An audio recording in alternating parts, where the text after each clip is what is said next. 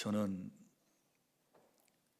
어린 시절 시골에서 자랐기 때문에 소를 키워본 적이 있습니다.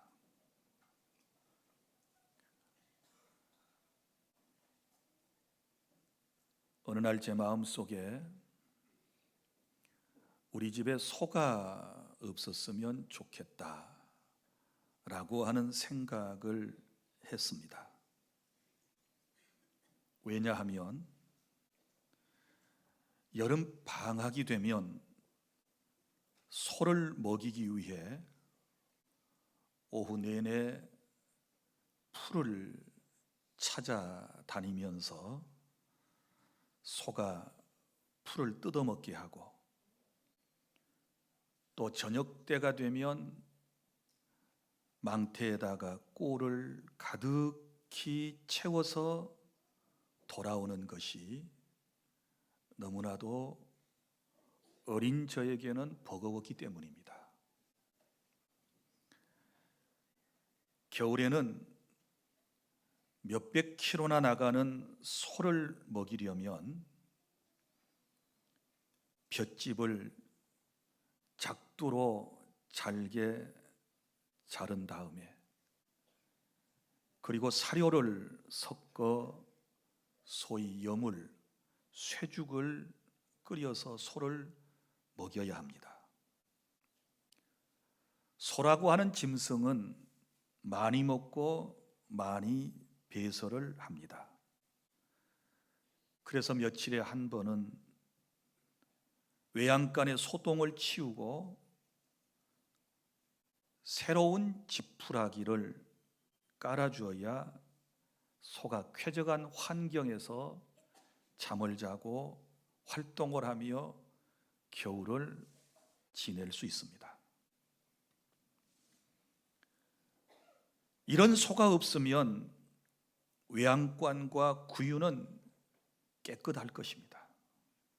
냄새도 나지 않을 것입니다.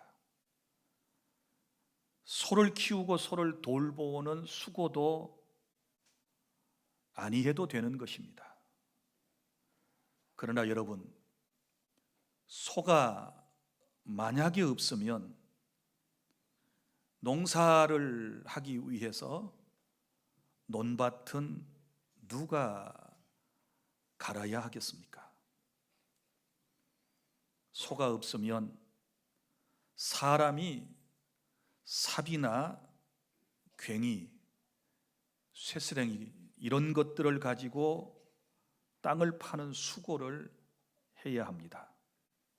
또 많은 짐을 어떻게 옮길 수 있겠습니까?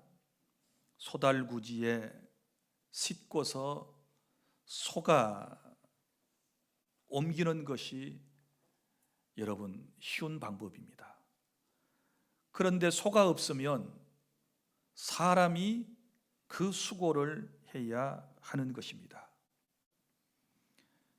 옛날 시골에서는 가난할 때 공부 잘하고 똑똑한 자식을 교육하기 위해서 소를 팔아 대학에 보냈습니다.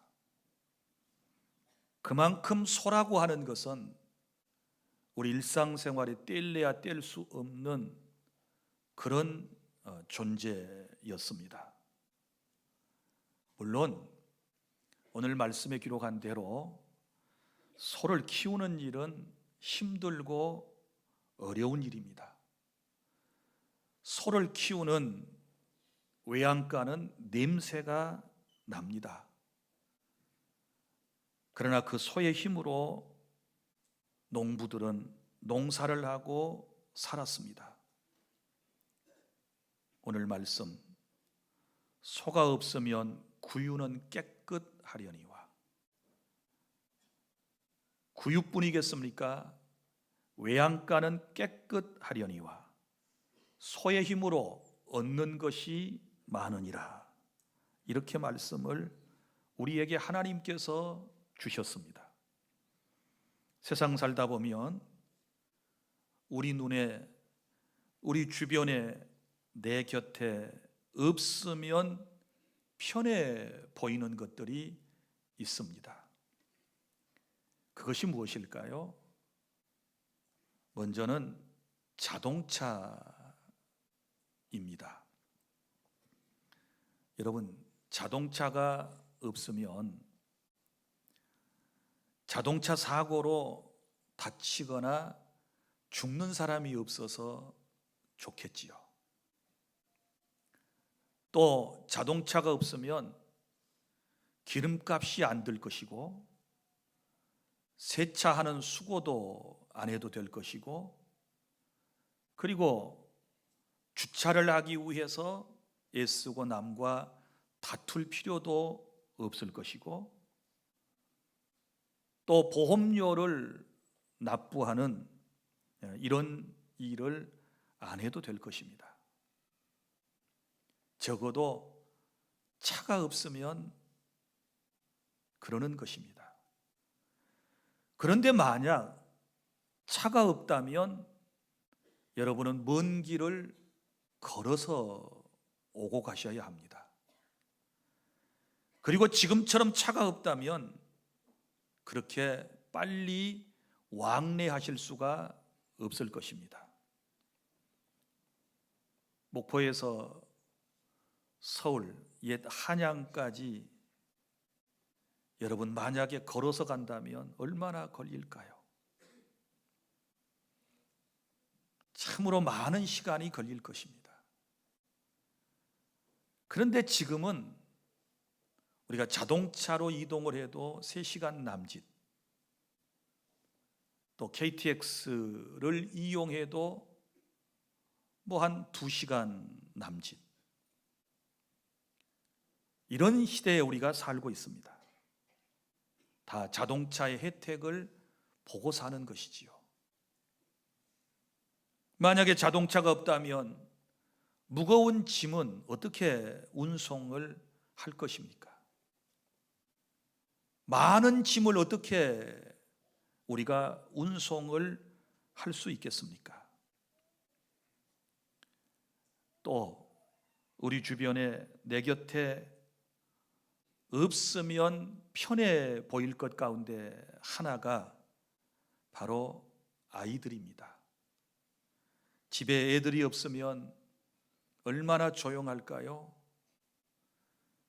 집에 애들이 없으면 얼마나 깨끗할까요? 집에 애들이 없으면 아이들 때문에 마음 아파하며 눈물 흘릴 부모님도 없으시겠지요.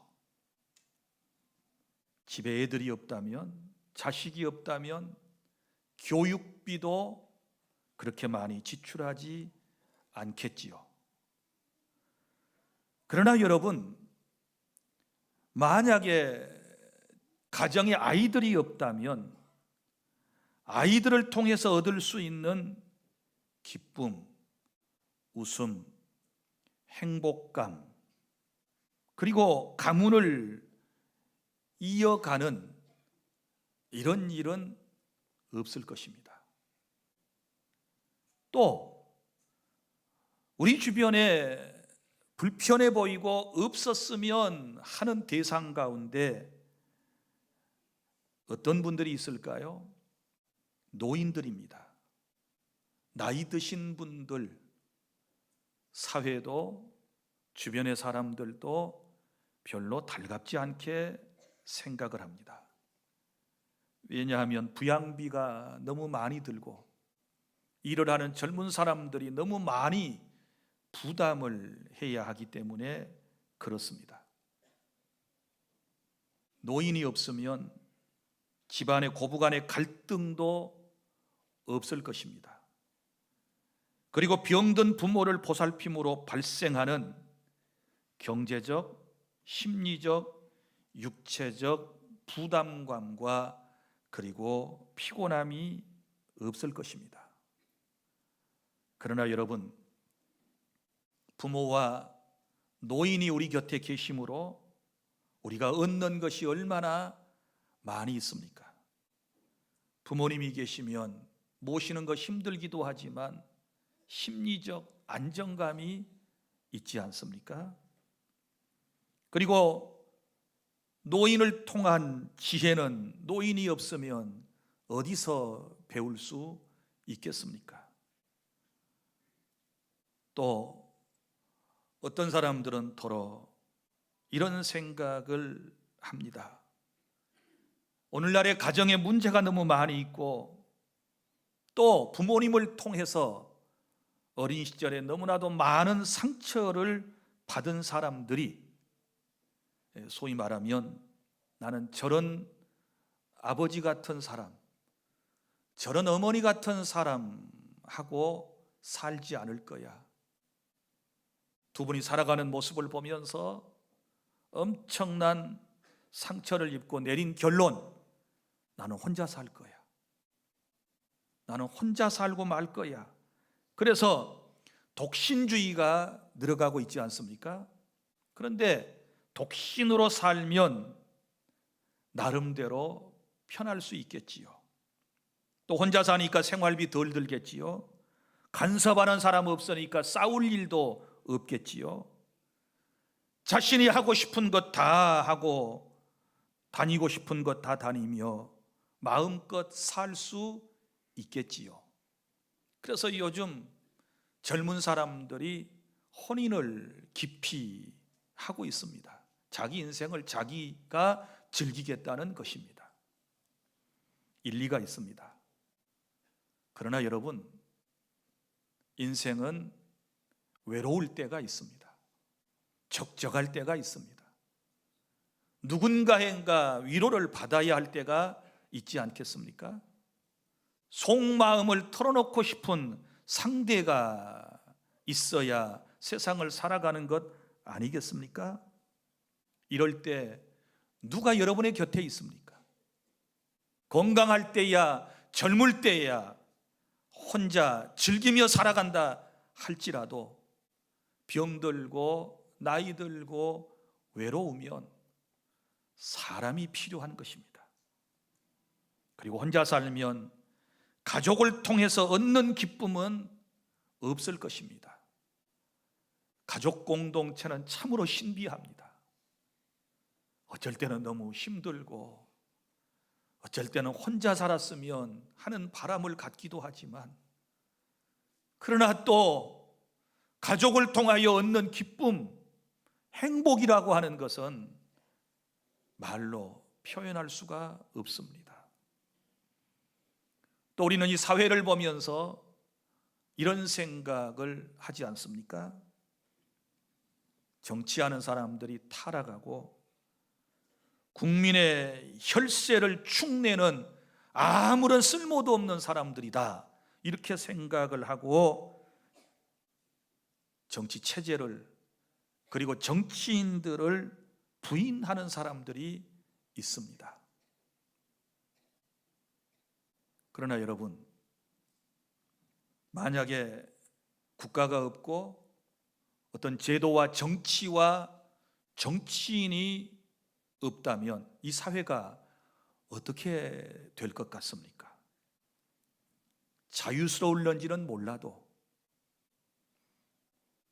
마음에 들지 않는 사람들이 없어서 마음이 평안할런지는 모르지만, 그러나 이 세상은 무법천지가 되지 않겠습니까? 타락한 인생들이 모여 사는 것을 한번 생각해 보십시오. 우리는 사회적 동물이기 때문에 혼자서는 살 수 없는데, 정치인이나 정치 체제가 세워지지 않는다면 이 사회는 뒤죽박죽이 되고 마는 것입니다. 자, 또 요즘 크리스천들 가운데서도, 그리고 교회를 공격하는 안티 크리스천들이 교회를 없애버리자, 교회 없는 세상이 좋겠다. 왜냐하면 교회는 너무 타락했고 교회는 우리에게 필요하지 않기 때문이다, 이런 주장을 합니다.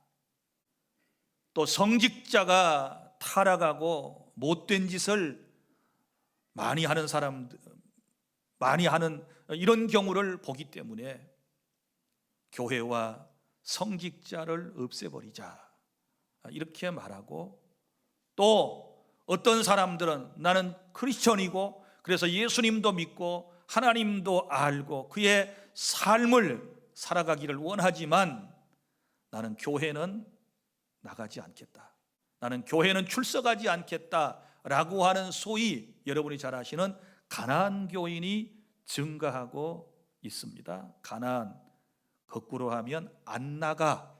예수 믿어도 교회는 안 나가. 예수 믿어도 어느 교회든지 나는 출석하지 않겠어. 내 마음에 예수 믿고 내가 그분의 가르침을 따라 살면 되는 것이지, 무슨 교회 나가서 예배를 하고 헌금을 드리고 아까운 시간을 들여서 헌신하고 수고를 해, 그럴 필요 없어, 이렇게 말하는 분들이 있습니다.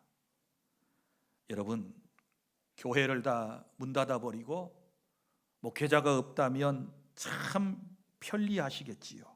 오늘 같은 날도 주일이지만 교회에 올 필요가 없으시니 늦잠을 주무셔도 될 것이고, 여러분이 주일에 가고 싶을 곳 다 찾아다니시고 먹을 것도 마음대로 이것저것 드시고 헌금도 할 필요가 없으니 물질적으로 여유가 생길 수도 있고, 또 헌신을 안 하게 되니 여러분의 몸은 더 편할 것이고, 지루하게 느껴지는 목사의 설교를 듣지 않아서 좋으실런지도 모르겠습니다.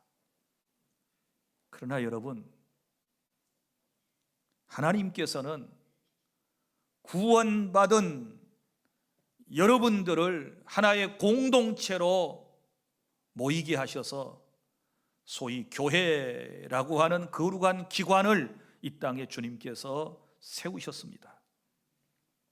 교회 당에서 드리는 교인들의 예배를 통해서 임하시는 하나님의 임재하심은 만약에 교회가 없다면 체험할 수가 없겠지요. 인생이 기쁠 때도 있고 슬플 때도 있는데, 어려운 일을 당할 때도 있고 정말 좋은 일이 있을 때도 있는데, 인간의 본성은요, 기쁜 일이 생기면 누구와 함께 이 기쁨을 나누고 싶어 하지 않겠습니까? 그런데 교회가 없으면, 교회 식구들이 없으면 여러분이 기쁜 소식을 누구에게 알리며, 세상을 살다 보면 내 힘과 내 능력으로, 내 경험으로 되지 않는 일들이 많이 있는데, 그때는 누구에게 기도의 도움을 요청할 수 있겠습니까? 무엇보다도 교회에서 드리는 예배를 통하여 영으로 우리에게 임재하시며, 오늘 또 우리의 마음속에 평안을 주시고 기쁨을 주시고 행복감을 주시는 이런 은혜는 체험할 수 있을까요? 사랑하는 여러분, 그러다가 교회 없고 목사 없으면 결국 여러분의 영혼은 살아남을 수 있을까요? 여러분의 믿음 생활은 온전하게 지속될 수 있을까요? 그것은 불가능한 일이 아니겠습니까? 사랑하는 여러분, 오늘 말씀 잘 경청해 보세요. 소가 없으면 구유는, 외양간은 깨끗하려니와 소의 힘으로 얻는 것이 많으니라. 깨달을 수 있기를 바랍니다. 그러면 이 말씀의 뜻이 무엇일까요? 세 가지 깊은 의미를 담고 있는데요, 첫째는 이런 의미를 담고 있습니다. 무슨 일이든지 대가를 지불해야 얻을 수 있다. 대가를 지불해야 얻을 수 있다. 소의 힘을 이용해서 짐을 나르고 소의 힘을 이용해서 논밭을 갈아엎어 농사를 지으려면 소를 기르는 수고가 필요하지요. 소를 보살펴 주어야지요. 냄새 나는 것을 때로는 치우는 수고 없이는 소의 힘을 얻을 수 없는 것입니다. 사랑하는 성도 여러분, 무슨 일이든지 공짜로 주어지는 것은 없습니다. 쉬운 일이 없습니다.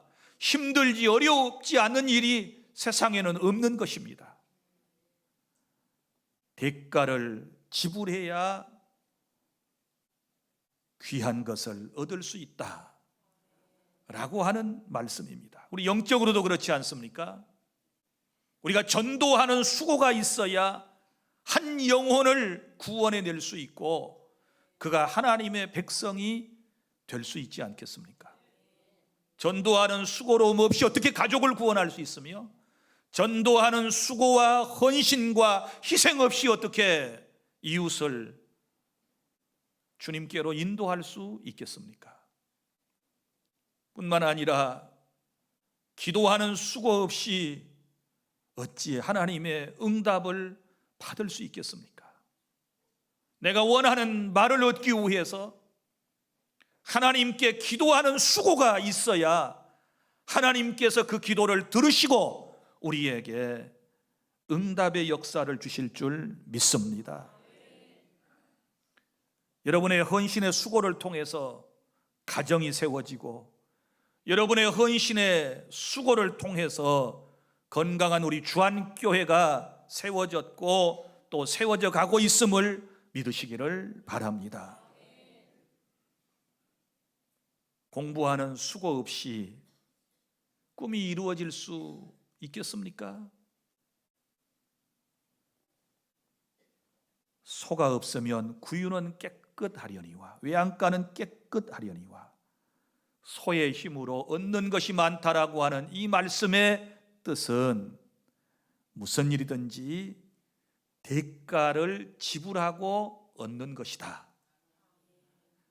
거저 얻으려고 하지 말고, 아무런 일도 하지 않고 얻으려고 하지 말고, 여행을 통하여 무언가를 얻으려고 하지 말고, 하나님이 주신 건강과 하나님이 주신 지혜를 동원해서 우리가 하나님의 은혜 가운데 여러분이 원하는 것을 얻는 그런 복을 받으시기를 바랍니다.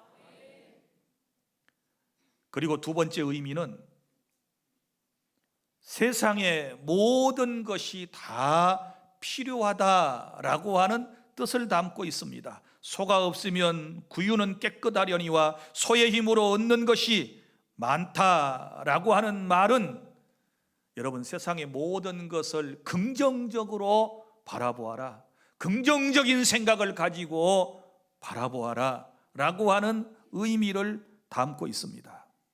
여러분, 외양간에 더러운 것만 보지 말고, 소를 키우는 그 힘든 일만 생각하지 말고, 소를 통하여 얻게 될, 소를 통하여 편리하게 될 훗날을 생각하면서 우리가 세상을 살아간다면 냄새나는 소 필요합니다.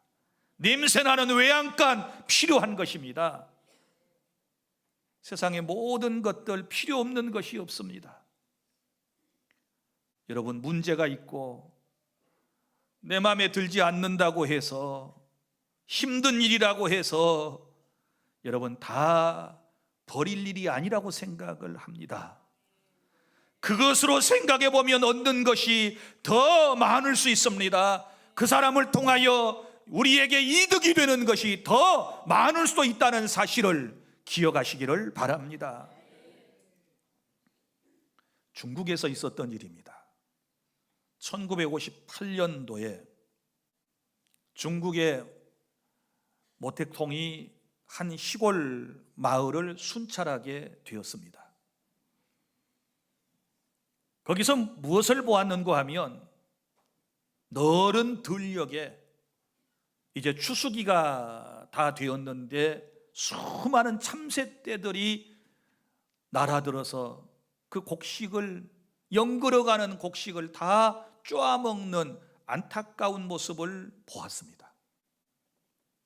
그래서 모택동이 저 참새를 어떻게 다 잡을 수 없겠는가 라고 지시를 했습니다. 그래서 참새를 연구한 사람들이 이런 보고서를 내놓았습니다. 참새 한 마리가 1년 동안 2.4kg의 곡식을 먹는다는 것을 알아냈습니다. 그리고 중국에 있는 모든 참새를 다 잡아버리면 무려 7천만 명이라고 하는 사람이 굶주리지 않고 먹고 살 수 있다는 보고서가 나왔습니다. 그러면 어떻게 될까요? 참새를 잡아야죠. 그래서 참새 박멸 운동본부를 설치하고 전 국민들이 중국에 있는 모든 참새를 1년 내내 다 잡아버렸습니다. 그리고 농사를 했습니다. 모두가 마음속에 기대가 부풀어 있었습니다. 이제는 많은 소출이 생겼을 거야 라고 기대를 하고 추수를 했는데 웬걸 여러분 많은 곡식을 얻지 못했습니다. 어떤 일이 일어났는가 하면 참새를 잡게 되었을 때 여러분 많은 해충이 오히려 더 이제 성행을 하게 되었습니다. 해충이. 그리고 또 메뚜기 떼가 번성을 해가지고 오히려 곡식을 다 갉아먹었다는 것입니다. 그래서 중국 정부는 큰 어려움에 봉착했는데 1958년도부터 3년 동안 참새를 잡은 것 때문에 오히려 메뚜기 떼와 해충이 번성해가지고 무려 3천만 명이나 되는 사람이 굶주려 죽었다는 보고가 나왔습니다. 사랑하는 여러분, 세상의 이치를 가만 생각해 보십시오. 필요 없는 것처럼 내 생각이 들지만 그러나 깊이 생각해 보면 그것을 통하여 얻는 것이 있을 수 있습니다. 하나님은 모든 것을 합력하여 선을 이루게 하신다는 사실을 믿으시기를 바랍니다. 사람도 그래요. 저 사람 신용이 없어. 저 사람 쓸데없어. 저 사람 내쳐야 되겠어. 저 사람 냄새나는 인간이야. 외양간을 깨끗하게 하기 위해서, 냄새가 나지 않게 하기 위해서 소를 외양간에서 쫓아내는 사람처럼 그렇게 인간관계를 하는 사람들은 뭔가 한 가지 큰 것을 잃게 될 것입니다. 뭔가 한 가지 큰 힘을 잃게 될 겁니다. 그 사람을 통하여 얻게 될 유익을 지금 상실하게 될 수도 있다는 사실을 아셔야 합니다. 다시 말합니다. 지금 내 마음에 들지 않습니다. 내 생각과 다릅니다. 냄새가 납니다. 내게 피해를 주는 것 같습니다. 아무 쓸모도 없는 인간처럼 보여집니다. 그러나 그럼에도 불구하고 우리가 믿음의 눈으로 긍정적으로 그 사람을 바라보면 그 사람을 통하여 얻을 것이 많다는 사실을 깨달으시기를 바랍니다. 소가 없으면 구유는 깨끗하려니와 소의 힘으로 얻는 것이 많으니라. 이 세상에 이거 저거 다 필요하답니다. 이 세상에 잘난 사람도 못난 사람도 다 필요하답니다. 많이 배운 사람도 배우지 못한 사람도 필요하답니다. 건강한 사람도 필요하고 연약한 사람도 필요하고 성공한 사람도 필요하고 또 망한 사람도 우리에게 필요하답니다.